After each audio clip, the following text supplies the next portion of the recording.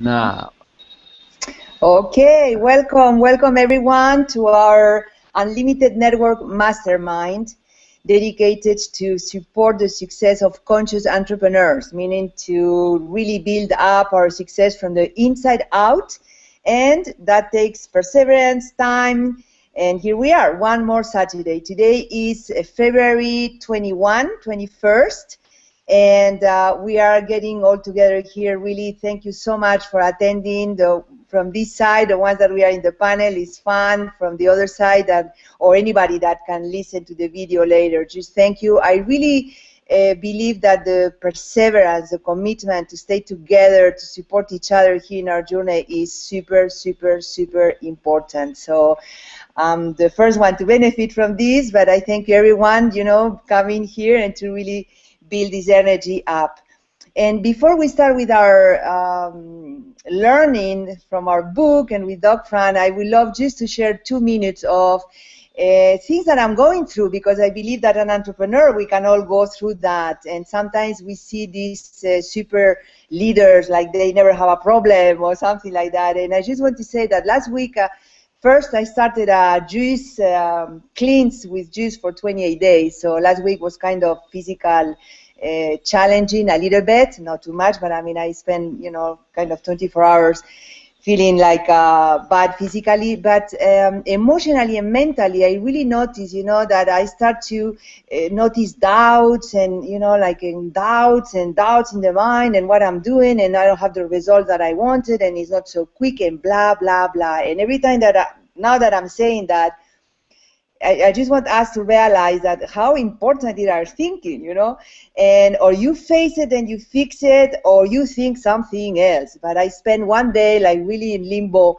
like low energy and really noticing this kind of thinking. So what I would like to support myself and all of us here is to really keep in touch with our own long-term vision for our financial success, whatever it is that we want. Remember what it is that we want to do with our ideal financial situation, how exciting that is, and to really practice all what we are learning in these laws and in all the books that we were studying before, to apply it. And I think that we apply it in present time, like to really learn how to, okay, take a deep breath, surrender, let go, all this kind of thinking. And at one point, for me, that's the way it happened. I was, maybe 24 hours kind of down, even frustrated and bad and pissed off and, like bitchy a little bit.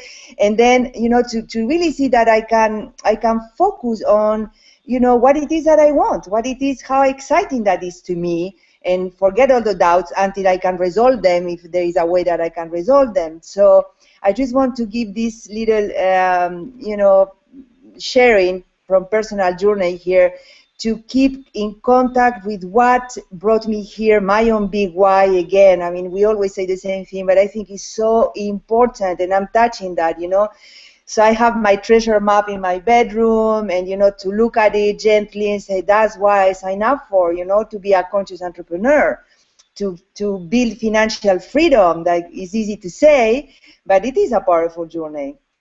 So I'm dreaming with this residual income coming, and I have this mantra now, that money comes to me easily and abundantly from many avenues, and to feel it, to allow it. And then the rest of the moments when I'm not thinking business or I'm not having this kind of thinking, to enjoy life maximum, So I just wanted to say this little thing from my own practical, not practical, from my own experiential life, to see we can support each other, in our journey, in our daily journey.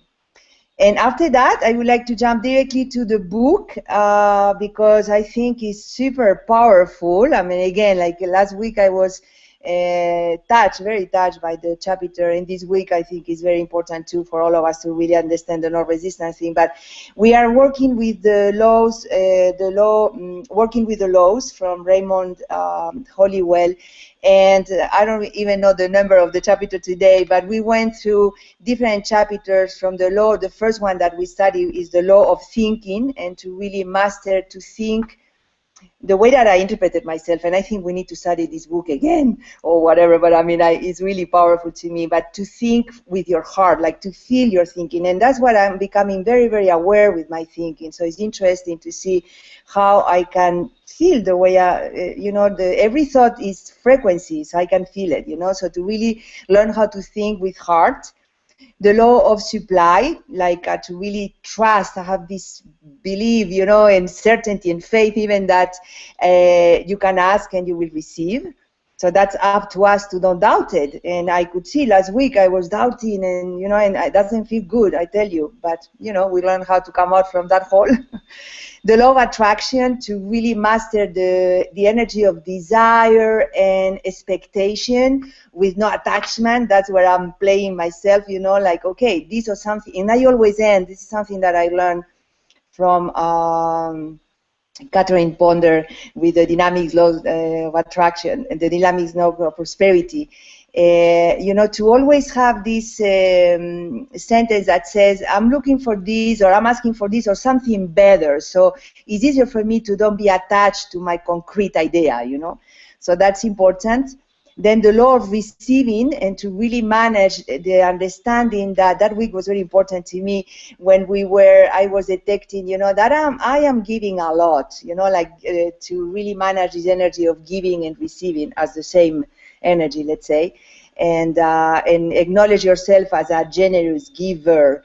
Don't has to be only money, can be so many things. Be gentle, smile to people, embrace, listen, blah, blah, blah. So very powerful, chapter 2. The law of increase, is to really praise the Lord. I like to say, to really see that life is expansive and there is always more and is natural, and to appreciate that, to really appreciate that. Then we worked last week with the law of compensation. And this week we are going to work with the law of, of non-resistance. I'm super curious on see how we can integrate this amazing ability that I think is natural in our being, but sometimes we are so separate from who we truly are that we think we know more or better than source or than the flow of life. So I'm super curious about this law of non-resistance. And this is your space, Doc Fran, to support us in our journey, and then we can share. So we will have more time to share, all of us, to integrate this powerful work that we are doing together. So welcome, Doc Fran. Thank you. Well, good morning, and thank you, Monica. And how's everybody today? Yeah, I just love your candor, Monica, because it is amazing how I'm observing, and I think we've mentioned several times, that our week leading up to actually studying this law is it's a petri dish or a test tube of understanding why this law is a law. Because, boy, I'll tell you, I really did. I experienced a lot of resistance in this past week within myself, and so this was particularly timely, and it's really funny. The first sentence today is very interesting too. So we are studying law number 7, the law of non-resistance, and it starts out with a quote from Matthew 5:39. But I say unto you that you resist not evil. Our interest in this law of truth is especially opportune at this time when, to many earnest students, there seems to be so much in the world to be met, which apparently cannot be met unless some resistance is set up. Sin and sickness seem to have multiplied despite all of the efforts made to counteract them. Resistance as a means of securing peace and harmony is a mistaken and misleading idea. True harmony cannot come from inharmony, nor peace from discord. Resistance fails because it is not in accord with harmony and order, which is the law. The Master's doctrine that you resist not evil seems a paradox to some of us. It seems contrary to the natural reactions of a body, for when we meet with opposition, it seems natural to steal our energies, collect our wits, and use whatever means we have to outwit and break down the opposition. Yet, as contrary as it may seem in one sense, when it pertains to the more serious things in life, we are unconsciously using the law in the trivial and material things. There are so many other names given to this law that we may not recognize it always as the primal law of non-resistance. For example, in our business world, we hear about the psychology of salesmanship, service, credit, free deliveries, expert advisors, and every other conceivable that will help us find the right pots and pans for the kitchen, the proper style and color for the crib in the nursery, the chair for the fireplace, and the accessories that are so necessary to show off the living room effectively. In fact, there is one business house that advertises, "We have everything under the sun." So no matter what you need, you can find it there. This is a good business, you say, and the department heads know business is good as long as they use this law. Why do you suppose they keep the doors wide open in the stores where you shop? Certainly it is not to let fresh air in. It is to let prosperity come into them without ever having to swing open the doors. Have you ever noticed that the number of people who walk through an open door in comparison to the number who open a door? Have you ever wondered why stores like the 5 and 10 or the 25 cents to $1 stores prefer to use the basement instead of a second floor? It is easier for people to walk downstairs than to climb up. Of course, they eventually walk up the stairs when they come out, but it is the first thought of the people that directs them to go down. You will note that this psychology is used freely in any large business. They often employ men and women to study ways and means to interest and attract customers. They study the law of non-resistance and the simple ways it can be used upon the public. A salesman will study the ways and means of selling an article. He will approach a customer and present his products in a careful manner. He will bring out comparison with all other similar products. He will praise his product and show all of its good points, trying all the while to avert any objection or argument in the customer's mind. In this manner, he builds up a positive sales talk and leads his customer to a positive acceptance. He will get the customer to say yes to so many things that before the customer is aware of his action, he is signing a check or a contract. The whole of salesmanship is built on the law of non-resistance. Successful business houses everywhere are using it. Department stores are the outgrowth of its use. When our grandparents went shopping with their baskets, there were many shops visited before they finished. Today, we can use the phone and order our list of supplies, very likely from one store.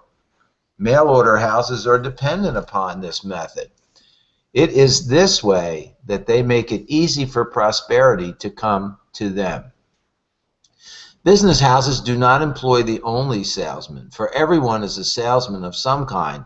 Whether we realize it or not, we are ever selling ourselves to our friends for approval or disapproval. We are ever striving to put forth our best self and inwardly want our friends to see us in that light. A young man wishing to meet that certain young lady will try every means to gain an introduction. Then he will put his best foot forward, act his best, make the most pleasing impression. Why all this extra effort, you ask? Because he wants to make it easy for the fair lady to like him and wish to know him better. He is trying to sell her the idea that he is her best choice for a companion and friend. He may be unconsciously using the law of non-resistance as far as he knows. Why does this young man put forth his best side? Oh, you say, that is only natural. It is a habit or a custom. That's true. Yet we become so governed by habit and custom that there are times when we, in working for prosperity and good health, unconsciously put opposition in our path through this force of habit. There are some who may be working to gain success and to bring forth an increase of supply or material wealth, and yet have gotten into the habit of talking and fearing hard times. We may talk about our neighbor or notice or criticize the method he used to get ahead. We may fear business conditions, and when we see the graph take a downward swing, we fear for our investments and our job. When we do these things, we are very foolish. In fact, as foolish as a merchant who advertised extensively that on a certain day he would inaugurate the biggest sale of the year. After getting his patrons all keyed up for the bargains promised, he barred the doors and closed everyone out. For such an act, the patrons thought he must have gone crazy, or else he did not want any business to come into him. Well, call him what you will, but some people are just as crazy at times when they want supply and prosperity to come to them, and then bar the way with their conversations of poverty and discord. I don't say they are crazy, but I know they haven't learned how to think right, nor are they wise to the law when they choke off their influx of good with negative chatter. One student wrote me and said, "I am working hard over limitation, for I have had enough of it. The law does not require us to work over and against the things we do not want, but it does require us to work with them for that which we do want. We dare not give our time, thought, and energy to that which is opposed to what we want. That is setting up a resistance contrary to the law and barring the way for our good to come in. How then shall we work for prosperity? By being non-resistant and in agreement with all that is prosperous, and using every means at our command to make it easy for prosperity to come in." Water is very powerful, yet it is a perfect non-resistant element. We can see where it has worn away the hardest rock. We have seen it sweep everything before its torrential outburst. Bridges, buildings, trees, nothing can stand its force. Yet note how the great river begins. It starts with a small stream or a brook high up in the mountains, where the ice and snow feed it in the springtime. Notice also that it is a very crooked little stream, nothing like the great river it finally flows into. You will see the little stream of water run into a huge boulder, a fallen tree, or debris made up of bushes, decayed leaves, and the like. Does the little stream stop with the obstacles and wait for its force to build up so that it can push the opposition from its path? No. The little stream is not interested so much in the boulder or the tree as it is in hurrying along and reaching a larger stream, a river, then the mighty ocean. It does not waste any time with the obstacles, but quietly works its way around the interference and hurries on. It is urged to meet a river and then to be part of the mighty ocean. Thus we see that little stream wind its way around and around many crooks and turns, but every turn takes it nearer to its goal. Some people, unwise to nature's method, set up a different one. When they meet an obstacle, they stop their progress to collect their forces and put up a fight to remove it. This resistance they set up causes friction. Friction causes an irritation and an inflammation.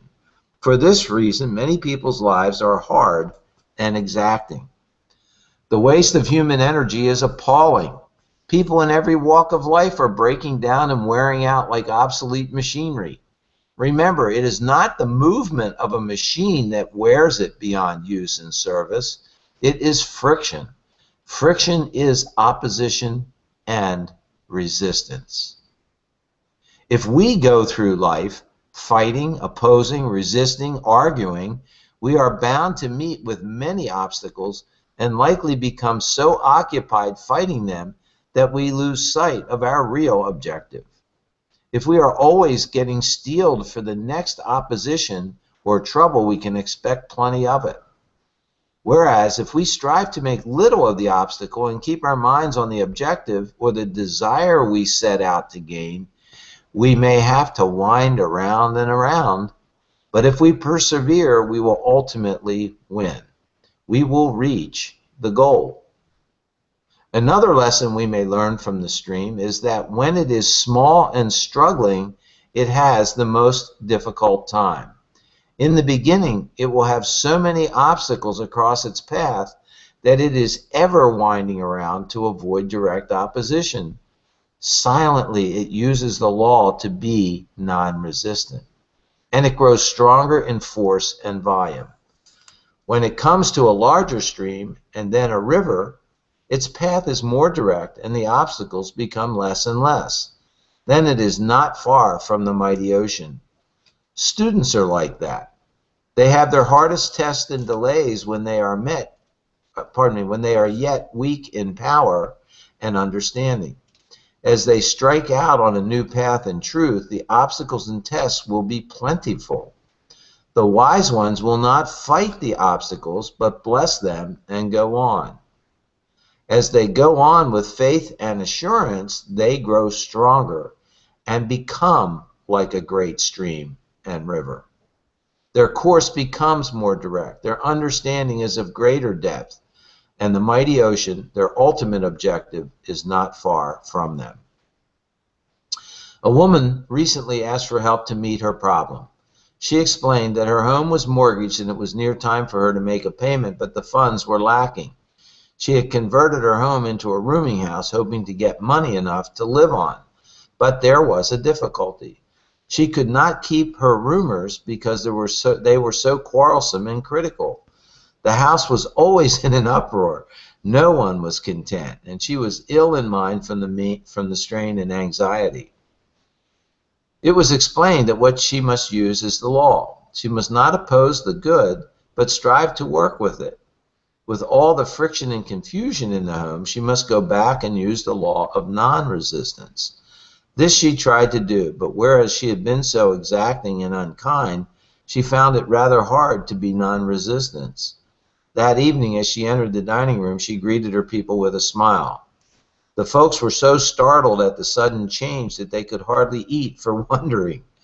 That smile was the first smile some had ever seen from her, and others declared it the first time in months that they remembered. One man was heard to utter when she had gone to the kitchen to fix the dessert, "The old lady is going soft." And more thought so later that evening when they heard her greet one young man who had gotten back in his rent and was trying to slip up to his room without being seen. She greeted him pleasantly and said she was sorry that he had missed his dinner. After a few weeks of this new plan, the woman began to enjoy it. She had become changed within herself. She saw her folks in a different light. Instead of thinking them to be cheats, liars, and a quarrelsome lot, she saw good in them, and she grew to like them more and more as one big family. They too became different. The family gathering at the table was looked forward to as a happy time and had grown to its capacity. Others had asked to have a room if and when a vacancy occurred. Even the young man who tried to dodge her because of his arrearage had entered into the spirit of the new home and was able to get a job and paid up in full. Needless to say, the payments on the mortgage were met and the home was saved for the widow. She did as she was instructed. She became non-resistant to the good. She made light of the many obstacles and confusions that appeared and slowly worked around them. She held in mind her objective. This in turn melted down the hardness within herself and then reached others. Though she appeared to be going soft to some, in doing so she reached her goal and was victorious. In another verse, Jesus expressed the law more simply. He said, "I say unto you, love your enemies. Bless them that curse you. Do good to them that hate you. Pray for them that despitefully use you." In studying his statement, one might at first think the master was favoring the enemies, the opponents. Not at all. Jesus was speaking to all who desire to use the law. To extend a loving thought to anyone or anything removes the opposition and enmity that once seemed there. This removal must first be in the person's consciousness.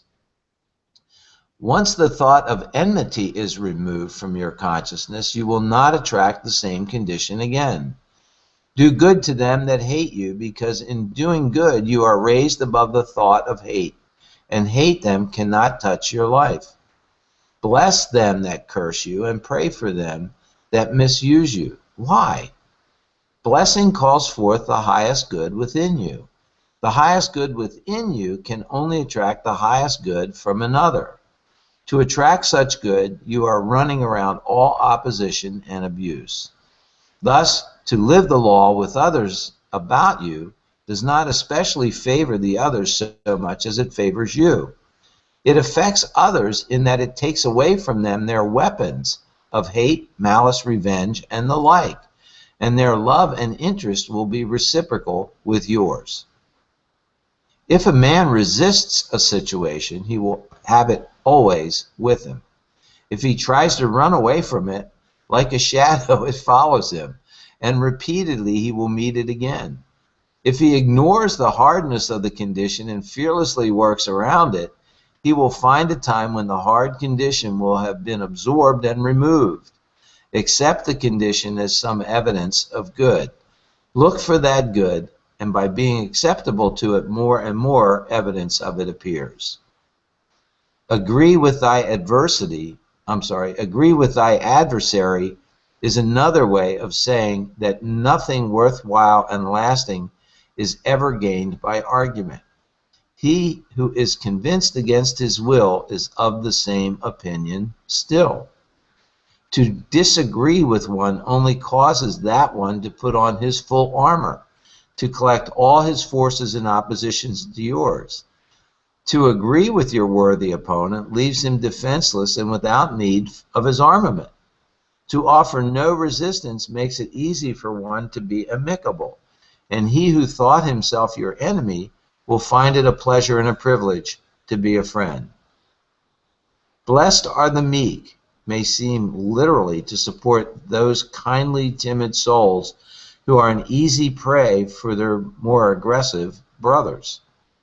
Rather, it refers to the one who is able to follow the law of non-resistance to the point of inheriting the earth and all things thereof. To be meek does not mean to be an easy mark, nor to be a doormat for anyone to walk over. I have heard it said that in this day one cannot be a real Christian and be easy and forgiving. In this day one must be on guard to protect one's rights from being overridden by the stronger and more abusive. One does not know what is fully required of a true Christian if he thinks this. We are not asked to be a martyr for our belief, nor is it unchristian to be able to speak out fearlessly and positively. We need not be an easy mark, nor a doormat for anyone, for there is a greater power to be reckoned with, the power of the law when you use it. Yet this does not make us like a pugilist, but a master. This does not require us to be hard-boiled and boisterous in order that we may attain our rights. Our rights, when they are righteous, will uphold themselves. They are their own defense. They do not need us nor anyone to fight their battles. Now, the law reads that we attract what we expect. So if one believes he is an easy mark, a doormat, a weakling, if he expects to suffer imposition and must resort to warlike means for his protection, then they that take the sword shall perish by the sword.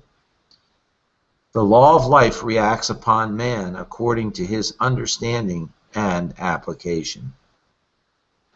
To be meek does not mean that we are submissive to the conditions of discord and disorder. We are meek only to the law. Such meekness gives us the power of spirit. Jesus was so strong in spirit that his spoken word was like a two-edged sword. It beats welts upon the intruder like a whiplash. Jesus, though a humble man, was no example of weakness. When he spoke as one with authority to the scribes or cleared the temple of money changers, he showed a strength that was a delight to his disciples to the extent that they implored him to be their king. Do not confuse meekness with weakness. Nature eliminates weakness, and so she should. Weakness ever creates weakness. This brings on deterioration and finally death and decay. To live wisely, one must be strong and positive, though righteously meek. Such strength is not measured in physical brawn and muscle, but in mind and spirit. No one can be truly meek who is not strong and spirited. Meekness, then, is that strength appropriated when you do not argue, when you do not become angry or boastful and proud, when you do not insist upon having your rights in a quarrelsome manner. Meekness is the steel of one's nature. It is enduring. Meekness is the strength by which you win an argument by refusing to argue. When differences of opinion arise and your opinion is right, the real victory lies in the fact that right is right, regardless of what others may say about it. In science, we recognize the spirit of meekness as cooperativeness, persistent application, accurate computation, perfect harmony, symmetry of design and color, and so forth. Possibly the simplest illustration can be seen in our appreciation of the law in nature. We exercise the spirit of meekness in accepting the terms of nature, and the more fully we cooperate or submit to her, the more abundantly we are blessed. We carefully select the best seed and plant it in the right place at the proper time and in the most fertile soil. Careful are we to water and cultivate the growing plant to ensure a beautiful yield. Why are we so careful, so particular, so non-resistant to obey nature's law? It is because we are weaklings? Is it because we are weaklings, crave excessive work, or in general, simpletons because of the utmost care and attention we are obliged to give? Only he who does not meet the law with non-resistance is foolish. With whatever degree the wise one meets the law with meekness, non-resistance, so will he be benefited. Thus, as man applies the spirit of meekness to the principles of his daily life, not to the conditions, so will he be proportionately blessed. When perplexed, remember the little stream of water and how determined it is to reach the mighty ocean. Be that determined to reach and realize all the good that is awaiting you. Why delay its benefits by putting obstacles into your stream of prosperity? Let us come over the path of non-resistance. Every worried thought, every fear, doubt, complaint, argument, and angry thought are but so many boulders, large and small, that you cast into your stream. These tend to change your course and to lengthen the time for your goal to be reached. Unite your forces for good with the good that is seeking you. Remove and dissolve every obstacle by blessing it and being willing to understand it. Mark it no longer a stumbling block, but a stepping stone leading to your highest good. Wise words and great lessons, easy to say, hard to apply. What's our team think? Wow, yes, you're right. Easy to say. But, you know, I think, thank you so much, Dr. Fran, to begin with, for reading this, for reading so well and making the emphasis. But it's really helping me to appreciate, you know, that we are going in that direction.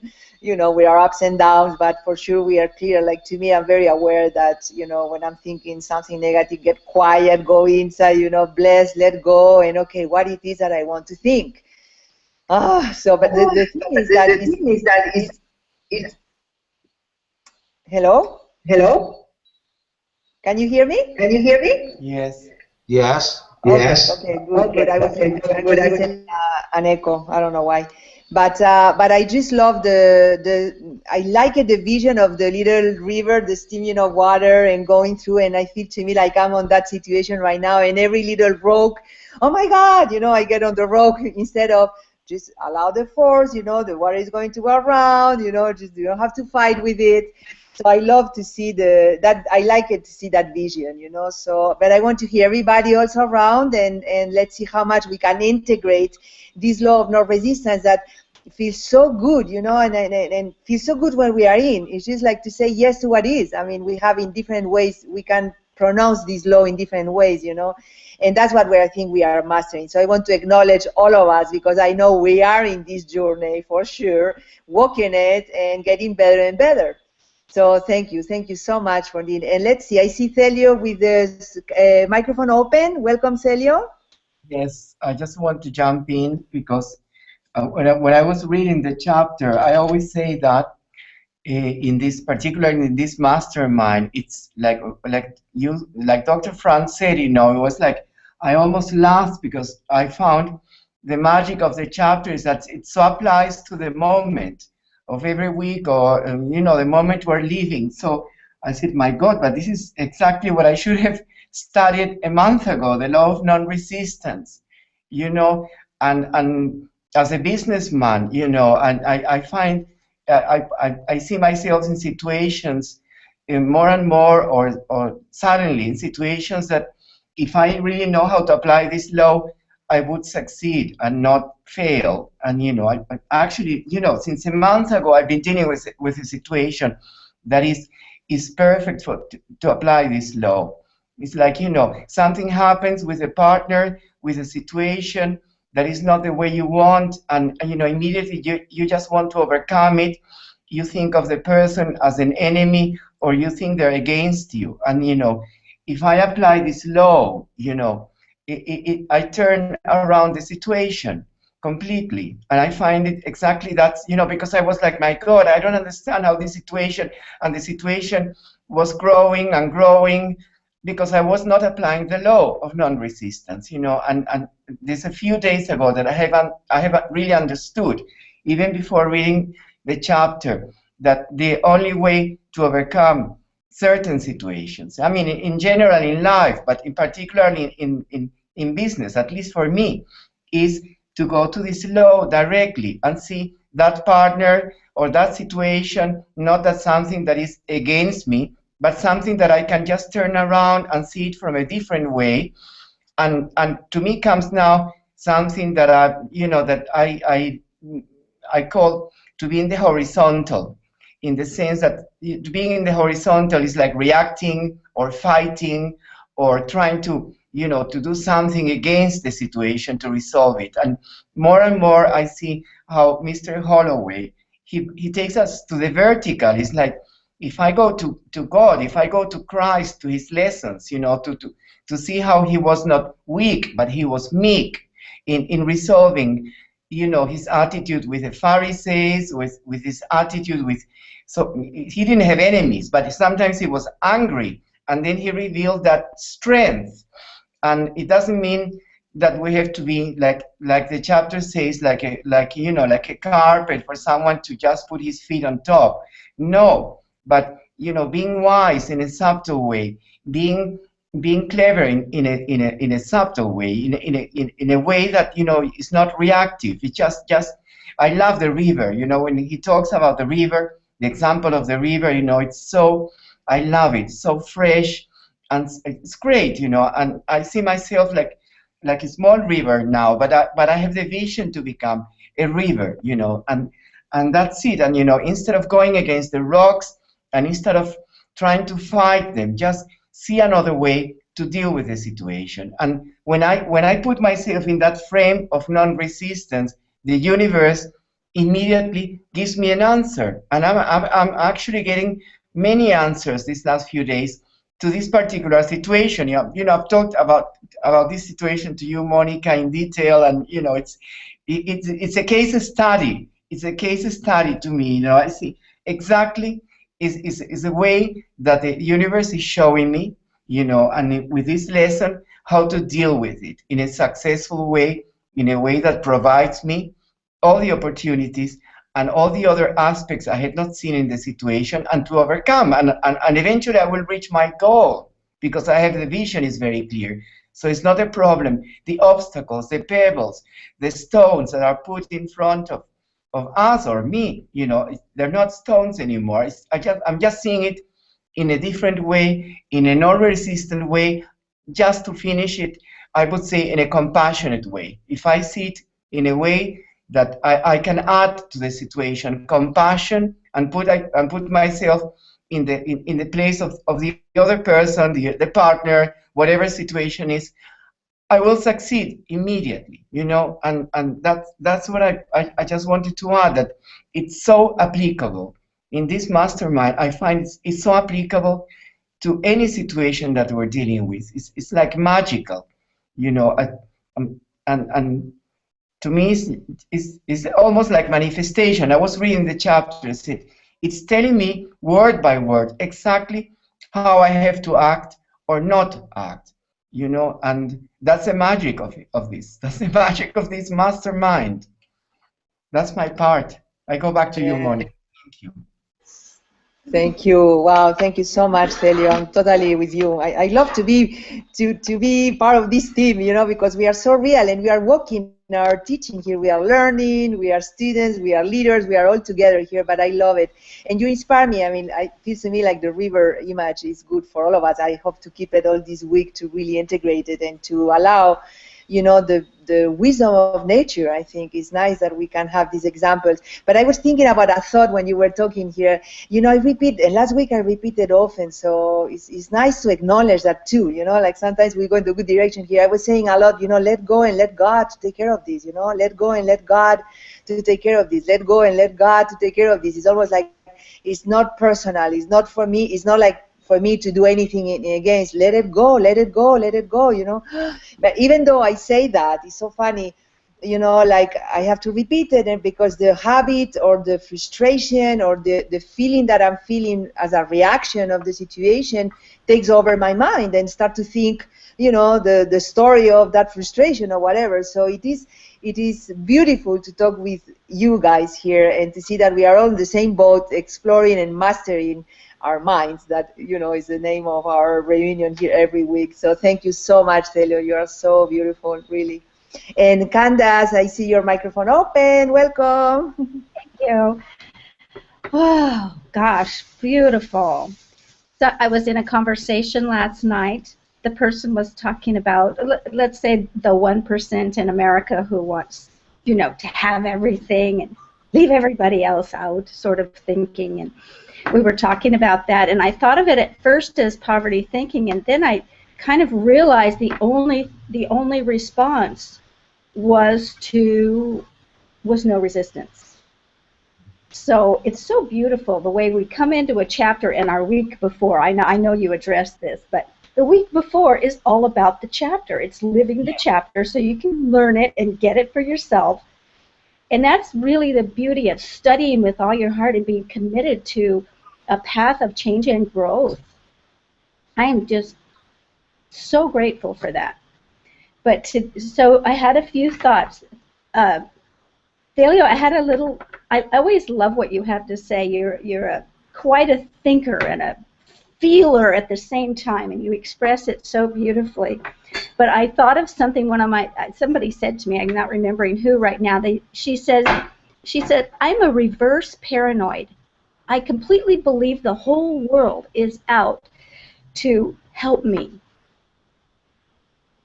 and do the best for me. So I thought that was kind of funny, but a cute way to say that the good guys are on our side. Totally. And I also thought about Mother Teresa, how she talked to people about, I do not want to join any groups that are against something. Like, is it against war, for example? No, not interested. Is it for peace? Yes, I am, all there. I'm 100% there to be for something. And to create that delineation in our own minds frees us up to have fewer obstacles in our forward movement and in life. And I like that. I mean, we need that. And I also thought about Tai Chi, how I don't know if anybody studied Tai Chi, but it's a very graceful flow. It looks like you're not doing much. And you know, the examples are of an old fellow walking down the street with a cane. But if he's a Tai Chi person and somebody jumped on him, he'd go whack whack whack, and they'd all be flat. Nobody'd quite know what happened, and he would be walking on down the street. And I think of that as that strength in the center of what might appear to some as being weak, but it isn't at all. It's being meek. What a you know, the paintbrush of words here just has painted a beautiful picture that I'm enjoying and appreciating and hopefully living to some extent. Thank you. Wow, thank you. Thank you to you, Candace. I love that to see that we are walking our perseverance and our, you know, expressing already, like you were saying yesterday, you were, you know, open enough and awake enough to see that you were going one direction or whatever. And the truth is, you know, let's not resist this because we make it stronger and bigger, you know. So I love, you know, like we are taking the same message from so many different ways, like you were saying right now, Mother Teresa in one way, Abraham Hicks that I'm listening to them a lot lately, you know, same thing, focus on what you want, forget what you don't want, you know, like, yeah, easy to say, you know, but the habit goes, you know, but that person did this or whatever, obstacle, let it go, let God take care of that, focus on what you want to go, you know. So I feel like I'm regenerating here the energy of this week. So I thank you so much, Candace, for your sharing and to be so on in your experience. I love to talk with masters like us. I love it. Beautiful. Thank you. So I don't know if Arne or Doc Fran would like to share something from you. Yes? Yeah, and it's funny. Thank you everyone for and Hollowell for this book. It's just incredible. And yes, yesterday and today and the last few days, the exact words of non-resistance have been all over my life. You know, non-resistance, non-resistance. Try how can I do non-resistance? I see life as a momentum. The life force that, you know, here I am, I'm being put here. It's a life force, and it has its own momentum, and that momentum has no effort. There is no effort needed for me to be alive or to breathe. That's the nature, and then we come in with boulders on the road, obstacles. I don't like this. You know, I don't like that. That's not good. My biggest one is, you know, I'm a very peaceful kind of guy, and I like to just go with the flow. But when somebody complains about me or they start some kind of what I see as an obstacle, then I get activated, and then I don't go with the flow. Then I'm reactive, and I don't, and I have a lot of resistance, and make it hard for myself, and it just keeps going and going, and I'm trying to turn that around to and I've been teaching it for years and years to play with it, to take it as an adventure. So when I'm teaching a workshop and a student does it to me, then I have distance enough to not take it personal, and then to play with them and spin them. I spin them back into momentum, and the whole thing, everybody just ends up laughing and having a good time. But to do that all the time is it's not so easy, and to remember it, and but at least we know it philosophically, and now we have to practically take those things that comes to us, or as we are rushing down the river as the water, and we're hitting that boulder, instead of going, oh shit, we go, oh, here we go, and we turn, and oh, wow, wasn't that cool how I got around that corner, and not take it personal, and not stop my momentum of prosperity, my momentum of life, my momentum of happiness, my momentum of love, my momentum of everything, not to stop it. And we were a small stream, we maybe still are, and we are building up to a bigger and bigger stream. But if we get stuck with the whirlpools in little corners, then it takes longer time to get down to the river and the ocean. So the sooner we can not buy into resistance, and we know when we are there because we don't feel good. So at least we can say, I'm not gonna, give up on my position here, but I know I'm not feeling good, so I know what I'm doing is not correct, and that goes with our potential customers also. So that's also where the questions technique comes in very well. Instead of telling them what they should have and they shouldn't, you must buy this and you have to. That doesn't make that they believe it. They have to tell themselves that. And the way for them to tell themselves is you ask your question: what do you think about this? Do you like this? Or, does this fit into your life? And then they will answer. And if they answer yes, then they're all in, and then they are in their momentum, and they will smile and they will feel grateful. So, and Monica and me, we listen to Abraham Hicks every evening, and it's bombarded. We've been bombarded with feel good, and if you feel any resistance, back off, become more general. Don't go into the resistance. Go around the resistance. Don't hit your head in the wall. And again, that's basically all they say. Momentum is there. Momentum is a part of our life. It is given. It's our birthright. Now, our job is to stop resisting it. So I'm gonna do my best from now on, even more than I have. So thank you everybody for your wonderful, wonderful contribution here. Thank you, Arne. I just love that we are humans walking this, waking up in our being as human beings, like really waking up. So thank you, because it's true. I mean, I think we are really all supporting here to master. We know. The thing is to be it, so to keep talking about what we want, to keep talking. I mean, this mastermind for me are so nurturing. So thank you, Arne, for this beautiful example, and for trying, harder. I mean, harder in the sense of more perseverance, like don't give up, and we know that we are going in the right direction here. So thank you. I see Thelio, you with the microphone open. I don't know if you want to say something before I invite Doc Fran to start to close the call.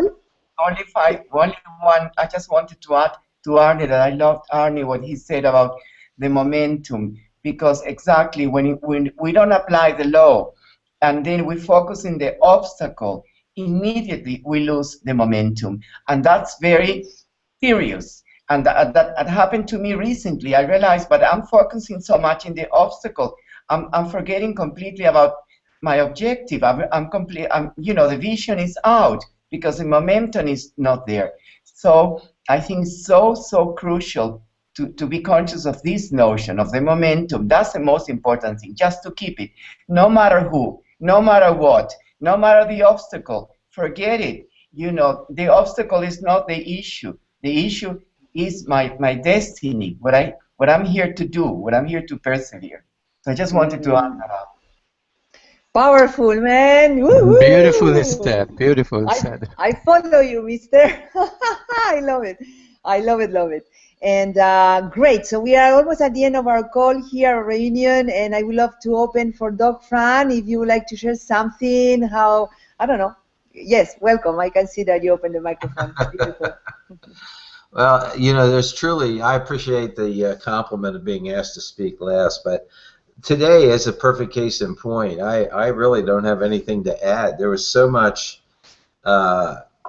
consciousness expressed in this call by everyone. They just wonderful awarenesses.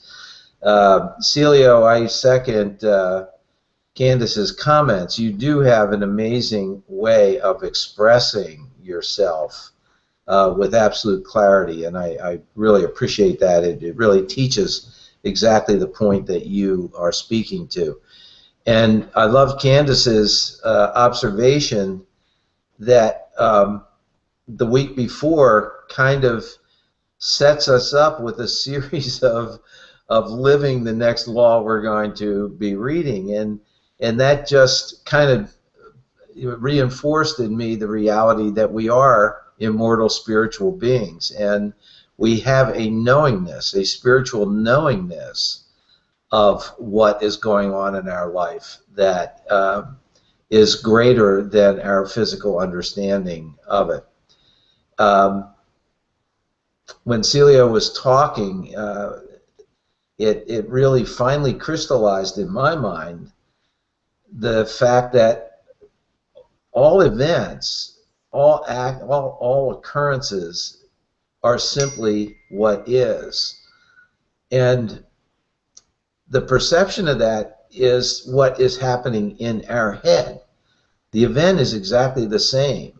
10 people can look at it, and it suddenly can be viewed as 10 different events, even though it is a singular event. So what's beautiful about that is that's the key in my mind of understanding the application of all of these laws, because we cannot change how other people think. We cannot exert a change on an event that has happened. You can't change something in the past.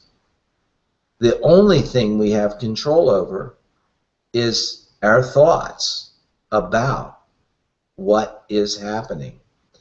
And it goes again, I mean, we train all the time, but it was such a crystal clear explanation of the power of you get what you focus on. And if you focus constantly on your objective, as Celio says, and Arnie said, you will get your objective. If you allow yourself to be drawn off and focus on the pebbles, the rocks, the boulders, the obstacles, the whatever just happened, which is an event that we created simply to keep the game alive for us. You know, in a way, it's very boring to have everything go your way all the time. You never learn anything. You're never challenged. It's becomes monotonous, this relentless attainment of every goal sought. How boring would that be?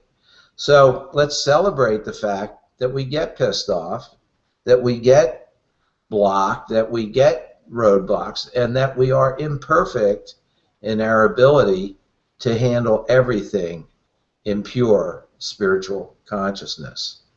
Back to you guys. Wow, thank you so much, Dr. Frank. I just love to hear you, and I love to walk this path with all of us here. I really feel so much gratitude, and I'm feeling gratitude for our choice, for our business, what that brought us together, for the choice that we have to be financially free. In my case, you know, everybody, whatever they want, but you know, like just to the day that I target that was really, you know, maybe it was the destiny to meet all of us here together and to nurture each other in that level. So I thank you, everyone, very, very much from the depth of my heart. I wish you a wonderful week. I like it one sentence, that to be this week strong in mind and spirit. So to really keep noticing that we are mastering our minds, and that the spirit is like you were saying, Doc Fran, you know, omnipotent, you know, and knowing everything. So we are supported. I mean, I feel so inspired by all of you today and the chapter and everything. So I hope we have a wonderful week, all of us here. Next Saturday is February 28th, the last Saturday of February, second month of 2015, with powerful energy. So be ready, because things are cleaning up very strongly. And that's it. I just wish you a wonderful, wonderful week, strong in mind and spirit. And see you next Saturday, 10 a.m. Eastern Time. Arne will send us the link to get together. So thank you, everyone. Thank I love you. Thank you. Love you too. Thank you for all your support and input. Monica, excellent job as always. Thanks, everybody. Wonderful day.